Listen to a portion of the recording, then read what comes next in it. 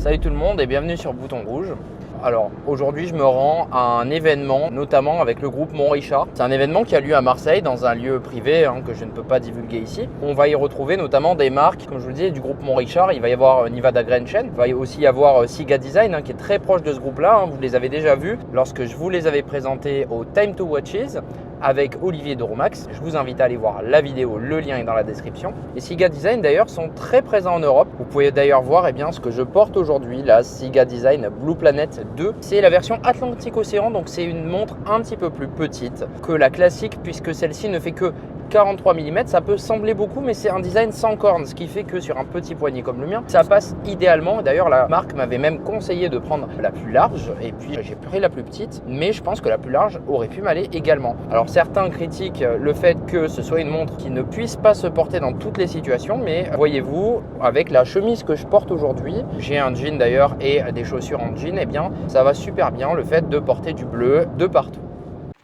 Ouais, donc ça a l'air pas mal cette histoire, hein. Voilà, on se trouve ici. On se rend à l'événement, c'est parti. C'est parti ? Ok. Donc là, on te présente un peu la collection The Citizen, qui n'est pas juste une collection finalement, mais qui est vraiment une marque à part entière. Alors, je vais te présenter par exemple cette montre-là. Hop. Qui est donc l'édition 50e anniversaire de l'EcoDrive. L'EcoDrive, c'est quoi ? C'est la technologie Citizen qui recharge donc le mouvement avec de l'énergie lumineuse. Je dis pourquoi lumineuse et pas solaire, parce que c'est aussi bien solaire que de l'énergie de lumière artificielle, donc une table de chevet, quelque chose. Donc ici, on est sur des montres EcoDrive avec une précision de 5 secondes par an, calendrier perpétuel, réserve de marche.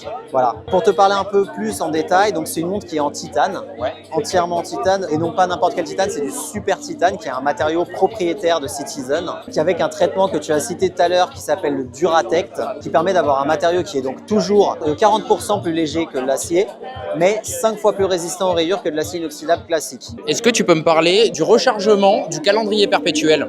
Donc pour expliquer un petit peu comment la réserve de marche en fait de ce mouvement perpétuel fonctionne, on est proche des 1 an et demi de réserve de marche dans le noir complet. Parce qu'en fait, la montre, à partir de quelques jours dans le noir complet, elle va s'arrêter. Elle va se mettre à midi pile et toutes les aiguilles s'arrêtent. Sauf que la montre continue de garder le temps. Le calendrier perpétuel continue de tourner. Et donc, si tu la reprends dans 6 mois, tu sors la montre à la lumière, automatiquement, elle va se remettre à l'heure et garder le temps, toujours avec sa précision de 5 secondes par an. Ce qui en fait un des mouvements les plus précis du monde. Et les mouvements les plus précis du monde sont toujours ces Citizen et en EcoDrive. Là, on est sur un modèle, le mouvement s'appelle le A060 et donc 5 secondes par an, et le A0100 qui va dans d'autres modèles de The Citizen. À vérifier si c'est un calendrier perpétuel, je ne suis pas sûr, mais pour le coup celle-ci c'est 1 seconde par an de précision, donc on est sur un niveau exceptionnel. Et c'est une montre que quand tu sais que tu n'as pas besoin de changer la pile, quand tu sais qu'elle a une réserve de marche dans le noir qui va d'1 an et demi, et avec 5 secondes de décalage et un calendrier perpétuel, la montre,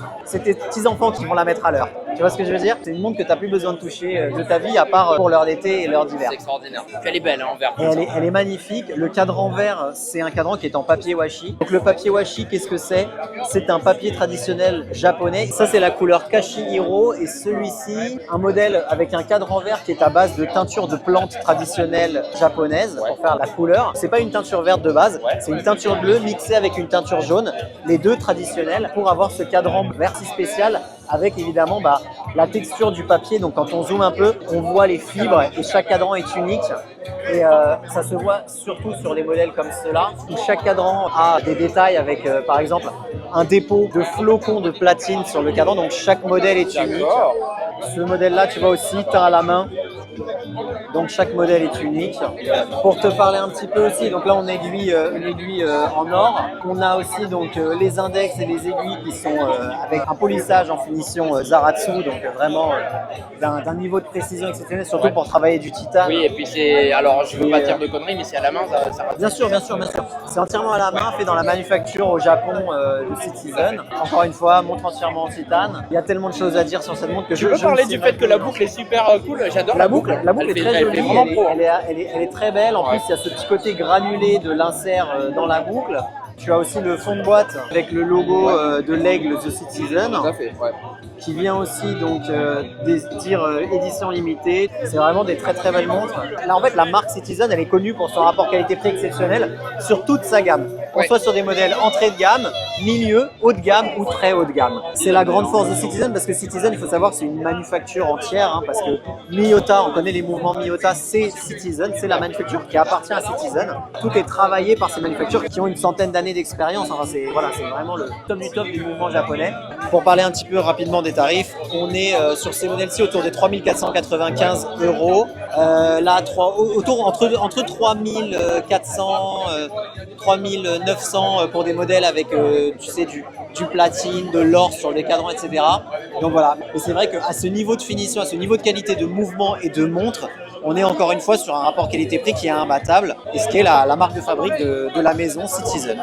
Voilà, je pense que je t'ai fait un bon petit tour. Que dit-on Alors, pour te parler un petit peu de la Shore, alors la marque Citizen, déjà, elle a une grande qualité. Ce qu'on ne dit pas assez, c'est qu'elle est à l'écoute de ses clients. Ouais. Quand on a sorti la Tsuyosa, la classique en 40 mm, ça a été quoi la première demande? C'était d'avoir une montre plus petite. Qu'est-ce que Citizen a fait? Ils ont sorti la Tsuyosa 37, qui est une montre mixte, qui est un peu plus fine, un peu plus discrète. C'est la première demande, Citizen a réagi. Qu'est-ce qu'ils ont demandé après? Ils ont demandé une Tsuyosa 60, parce que les clients de Citizen, qu'est-ce qu'ils voulaient? Ils voulaient une montre plus habillée, plus élégante pour sortir. On leur a donné. Et maintenant, quelle a été la dernière montre? C'était une montre un peu plus sportive. Et donc c'est là que la Citizen Tsuyosa Shore est sortie. Ah, c'était pas pour un plongée en fait. Alors, elle a évidemment ce côté un peu plongé, puis c'est dans le nom Shore qui veut dire la rive. Mais ça n'en est pas une. Attention. Donc ce n'est pas une vraie montre de plongée. Voilà, elle n'a pas la couronne vissée et elle est étanche à 100 mètres. Mais c'est la première Tsuyosa parce que les anciennes étaient étanches à 50 mètres. C'est une montre sportive, c'est une montre esprit plongeuse. C'est la plonge qui est faite pour être portée tous les jours. En été, pour pouvoir aller à la piscine. Voilà, c'est vraiment la montre à tout faire. La boucle a été retravaillée. Ouais, je vois ça. Et aussi, ce qui est important sur cette montre, le mouvement a été beaucoup retravaillé aussi. Parce qu'avant, c'était des mouvements qui avaient des finitions un peu laiton en arrière. Ouais, qui n'étaient pas très beaux. les 82 et on est passé sur les 83. Non, justement, les 83, c'est les 60. C'est les 60 heures, ouais. Qui sont 60 heures de marche. Celle-ci, c'est le mouvement 40 heures d'avance de marche. Okay. Parce que le but était de garder quand même le prix un peu contenu. Là, tu es sur un mouvement qui a quand même été vachement retravaillé. Ok, ouais. Ah oui, la masse oscillante, elle a rien à voir. Voilà, avec des finitions beaucoup plus sérieuses, beaucoup plus belles et des performances aussi accrues. Tu as la boucle un peu plus solide, elle est plus robuste parce que c'est une montre un peu plus sportive. C'était l'un des défauts de la Tsuyosa. Et voilà, et donc tu as une montre qui se veut plongeuse, qui n'est pas une vraie plongeuse, mais qui est vraiment la montre sportive et la déclinaison un peu sportive de la Tsuyosa parce que ce n'est pas une ProMaster parce que Citizen fait beaucoup de plongeuses. Et c'était pas la demande. Les gens n'étaient pas il nous faut des plongeuses. Ils voulaient juste une Tsuyosa plus sportive et c'est ça qui est arrivé. Tu as 4 couleurs différentes, donc tu as ce bleu là, le bleu foncé, le bordeaux et tu as un vert un peu mousse. Et non, franchement, c'est une super montre. Donc voilà, je me permets de dire à côté d'un commercial Citizen que je me suis trompé sur la Shore, que j'y suis allé un peu fort. Je regrette pourquoi, parce que je me plaignais du prix et que finalement, je comprends pourquoi le prix a augmenté en voyant les améliorations qu'il y a eu, notamment au niveau du mouvement, notamment au niveau des finitions, notamment la meilleure boucle, etc. Je comprends mieux, mais à culpa, et voilà, il suffisait de m'expliquer, mais les gens en commentaire ne sont pas capables de me donner des arguments. Voilà. Très bien la Shore. J'en profite puisqu'on est sur une vidéo spéciale pour vous raconter qu'il y a quelques temps, je suis allé chez Frojo. C'est une boutique extraordinaire qui se situe à Marseille. D'ailleurs, il y a plusieurs points de vente Frojo à Marseille. Moi, je vous en parle d'un en particulier qui se situe rue Paradis, où il y a des marques un peu moins haut de gamme que dans l'autre où je suis allé, qui est dans la rue où il y a notamment Rolex, Breitling et consorts, où justement ils vendent de très grandes marques. Ils vendaient du Omega, ils vendaient du Longines, Gégère aussi je crois. Bref, là je suis allé plutôt dans la boutique où ils vendaient des marques un peu moins prestigieuses, en tout cas sur le papier, en tout cas en termes de gamme de prix. Et donc c'était pour un événement Serica, la marque Serica dont on a parlé dans Touche pas à ma montre, comme vous le savez, qui présente beaucoup de nouveautés en ce moment. Il y a notamment ces 5303, donc beaucoup de montres de 35 mm avec un ADN très intéressant puisque ce sont des montres qui sont reconnaissables de loin et qui pourtant ne possèdent pas un branding très marqué. Alors voilà, moi j'aime beaucoup Serica, c'est une très belle découverte. J'ai pu d'ailleurs y rencontrer 2 personnes très sympathiques de chez Serica après en avoir rencontré une première à Paris, le fameux Louis dont je vous avais parlé dans cette vidéo que je vous laisse en description.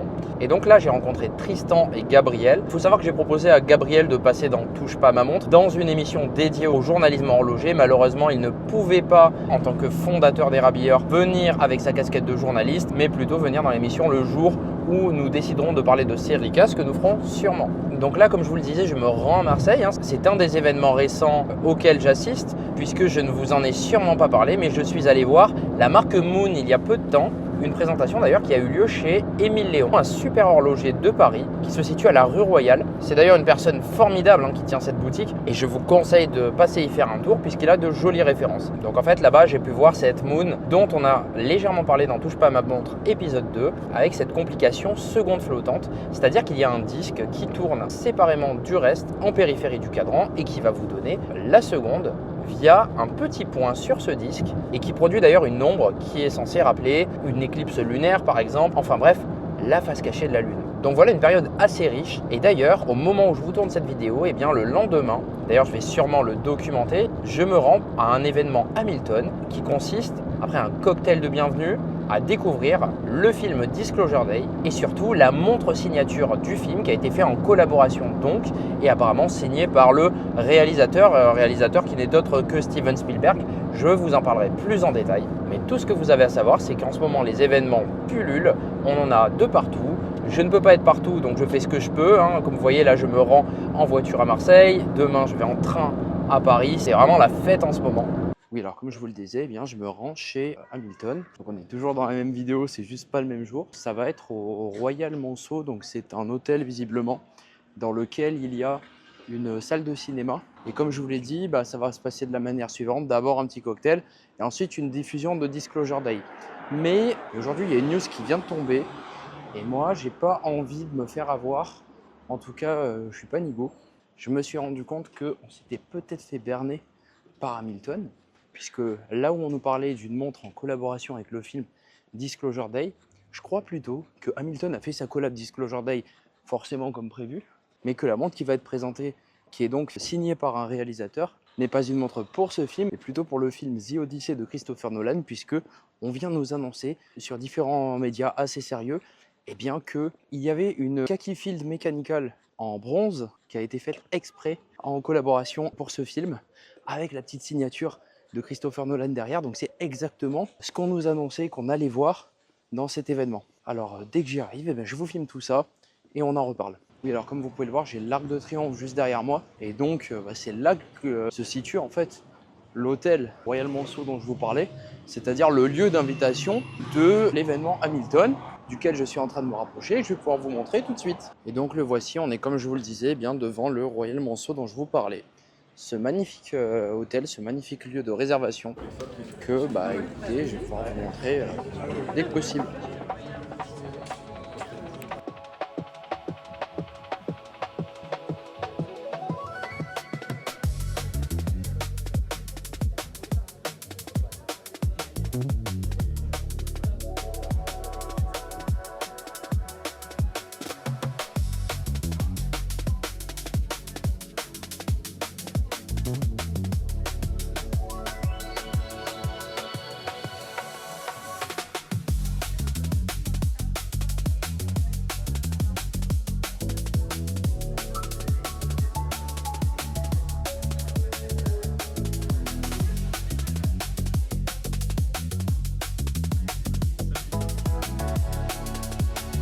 Donc quand je vous disais qu'ils nous ont fait la surprise jusqu'au bout, et bien regardez, il y a une montre qui est cachée. On ne sait pas encore ce que c'est sûrement ce que je vous annonçais, mais ils ne veulent pas nous le dire avant 19h. Je vous montrerai en direct le dévoilement.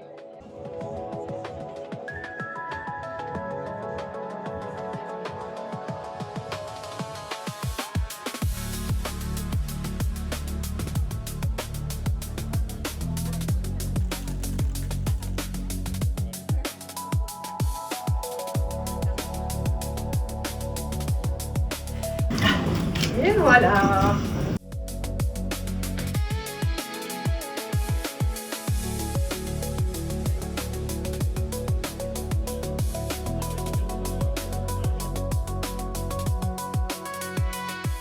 Et donc ouais, on est vraiment sous projection privée, c'est n'importe quoi, je n'arrive pas à y croire. Mais bon, qu'est-ce qu'on ferait pas pour vous faire du bon contenu? J'ai envie de vous parler de un peu tout ce que je vois. Je pourrais même d'ailleurs dans cette vidéo évoquer un peu plus antérieurement cet événement chez Herbelin auquel je me suis rendu. C'était chez Herbelin à Paris et ça m'a permis de découvrir des nouveautés, notamment une Newport de 37 mm, tout en céramique, complètement noire. C'est une montre très intéressante. J'aime vraiment beaucoup Herbelin. Il propose des super nouveautés, il y en a une autre en titane. Malheureusement, j'ai peut-être un petit peu moins aimé, pour être très honnête avec vous, mon contact avec certaines personnes de la marque, ce qui fait que je vous en ai pas fait une vidéo dédiée, j'aurais aimé le faire, mais malheureusement, c'est les choses de la vie, on peut pas s'entendre parfaitement avec tout le monde. L'événement s'est bien passé. D'ailleurs, j'y ai croisé quelqu'un que vous connaissez très bien, dont je ne peux pas citer le nom pour éviter tout problème juridique. Une personne qui a d'ailleurs l'air de s'y connaître pas mal en droit, puisque j'ai entendu que le nom La montre de l'année était déposé. Alors, je ne me permettrai pas, par exemple, de faire une vidéo ou plutôt un événement qui évoquerait ce type de choses. En fait, il ne peut pas y avoir un autre événement qui s'appelle la montre de l'année puisque tu l'as déposé. Oh, c'est marrant. Oh, bon à savoir. Ouais. Et si quelqu'un utilise la montre de l'année, je peux l'attaquer. Oui, et d'ailleurs, dans cet événement Herbelin, une autre nouveauté entre guillemets, c'est l'arrivée d'un super format pour les 4 caméras carrées, puisqu'elles sont proposées maintenant en 35 mm, qui passera aussi bien sur un petit poignet d'homme que sur un poignet de femme. Moi, j'aime beaucoup l'idée, je trouve que c'est une bonne avancée de la part d'Herbelin, c'est pas révolutionnaire, mais voilà. Alors, je sais que parmi vous, certains trouvent que Herbelin, c'est une marque de vieux. Pourtant, ils proposent quand même de très bons classiques. Et ça peut être une très bonne alternative à certaines choses. Ça peut être une très bonne marque dans sa gamme de prix à aller chercher. Je sais qu'il y en a qui préfèrent, quand ils vont chercher des classiques, des marques un peu plus, je dirais pas confidentielles, mais par exemple des Alpina, des Frédéric Constant. Je sais qu'il y en a dans ces gammes de prix qui préfèrent ce genre de marque. Moi, j'aime bien Herbelin, j'aime pas tout chez eux, mais ce qui est sûr, c'est qu'ils ont inventé des choses, ils ont déposé des brevets, notamment la technologie Antares. Et donc voilà un peu pour les actualités récentes de la chaîne. En tout cas, on arrive bientôt au 1 an de cette chaîne et ce que je peux vous dire, c'est que ça me fait vraiment extrêmement plaisir que déjà ce soit allé aussi vite. Moi, je vous rappelle que j'étais un petit monteur vidéo pour une autre chaîne et que je me retrouve à lancer ma chaîne il y a moins d'1 an et vous avez vraiment été au rendez-vous et pour ça, je vous remercie. Déjà plus de 6500, peut-être 7000 à l'heure où je poste cette vidéo, je ne sais pas où on en sera. Je m'étais mis comme objectif d'arriver à 7000 abonnés au bout de la première année. Écoutez, on se rapproche de mes projections puisque le 3 août, nous fêterons les 1 an de la chaîne. Et franchement, je pense qu'on peut atteindre cet objectif. D'ailleurs, n'hésitez pas à vous abonner à la chaîne, à liker cette vidéo si elle vous a plu parce que ça aide vraiment l'algorithme à pousser les vidéos. Et aussi, si vous le pouvez, que vous avez les boosts disponibles, eh bien à regarder cette vidéo sur l'application YouTube mobile afin d'aller dans la section commentaires, de glisser la barre des commentaires sur la droite et de cliquer sur booster. Vous pouvez le faire 3 fois par semaine et par vidéo. Et je remercie d'ores et déjà ceux qui le font. Vous me classez en ce moment assez souvent dans les meilleurs boosts France et vous ne pouvez pas savoir à quel point ça aide la chaîne à avancer puisque je suis quand même en concurrence avec d'autres chaînes YouTube qui n'ont rien à voir sur d'autres marchés. Mais ça permet quand même de ressortir et de faire aussi découvrir la chaîne à des personnes qui ne s'intéressent peut-être pas à l'horlogerie ou pas beaucoup ou de très loin et de faire plein de découvertes avec moi. Je vous rappelle que, je le dis souvent sur cette chaîne, j'ai pas la science infuse. Ça se voit d'ailleurs. Je découvre plein de références très souvent. J'en apprends tous les jours sur l'horlogerie. Mais le principal, c'est de vivre cette aventure avec vous, de grandir, d'évoluer. Et mon regard horloger d'ailleurs est en train de changer. À l'époque, je ne voyais que Saint-Martin, je voyais que les Casio Duro, je ne voyais que les montres pas chères. Et maintenant, je me rends compte que le rapport qualité-prix se situe à plein de niveaux différents. Et on peut trouver aussi des bons rapports qualité-prix dans les gammes supérieures, mais aussi dans les gammes inférieures à ce dont je vous parlais juste avant. Et d'ailleurs, très bientôt, ce que je vais essayer de vous faire, c'est de vous présenter la nouvelle Longines Hydro Conquest chez Béranger, une boutique marseillaise que j'adore tout autant, dans un autre esprit que Frojo, dans quelque chose de très chaleureux, quoique chez Frojo, j'ai été aussi accueilli par un directeur que je trouve extrêmement chaleureux et que je remercie vraiment pour son accueil. On a passé un super moment ensemble. Il m'a montré ce que Frojo faisait avec son histoire plus de centenaire, les hommages qu'il rend aux montres qu'il fabriquait d'origine, des montres de plongée. Je trouve ça génial. C'est des montres marseillaises. Vous savez que les marques marseillaises, il y en a quelques-unes, mais moi, j'étais quand même assez choqué de découvrir qu'il y en avait plus que ce que je pensais. Il n'y a pas que Jacques Bianchi, vraiment des super montres Frojo, allez les voir. Pour revenir sur Béranger, moi j'aime beaucoup ce qu'ils font. D'ailleurs, ils avaient fait des collabs avec ZRC et Nivada dont j'ai quelques petits plans dans le téléphone à vous mettre. Donc voilà, j'espère pouvoir tester cette Longines Hydro Conquest 39. Pour l'instant, ce n'est pas possible puisque Longines disent eux-mêmes à Béranger qu'ils n'ont pas les stocks, ils ne l'ont que en 42. Malheureusement, elle est victime de son succès, c'est très compliqué d'en trouver pour l'instant. J'ai un abonné, coucou à toi Laurent, qui m'a dit que, en tout cas dans le nord de la France, on peut encore trouver des 39. Vous vous doutez bien que je ne vais pas me déplacer jusqu'à dans le nord pour aller tester des Longines. Enfin bref, et enfin comme j'aime le faire parce que ça me fait toujours marrer et ça n'a rien à voir avec le sujet, il y a quand même des gros youtubeurs en ce moment. J'en ai vu un que je regarde pas souvent mais qui a quand même beaucoup d'abonnés sur le YouTube Game Horloger, qui a fait une petite référence à moi, j'espère qu'il se reconnaîtra et je sais même pas s'il l'a fait exprès, mais tout ce que je peux vous dire c'est qu'il compare une montre Rolex et une montre Tissot en essayant d'éteindre l'idée que l'un s'est inspiré de l'autre. Je vous dis pas lequel est lequel et ça m'a beaucoup rappelé une vidéo que j'avais faite à l'époque où je me suis fait insulter par vous tous, vous m'avez dit que c'était gravissime de penser que l'un s'inspirait de l'autre. Bref, j'en ai reconnu dans les commentaires qui avaient beaucoup retourné leur veste depuis.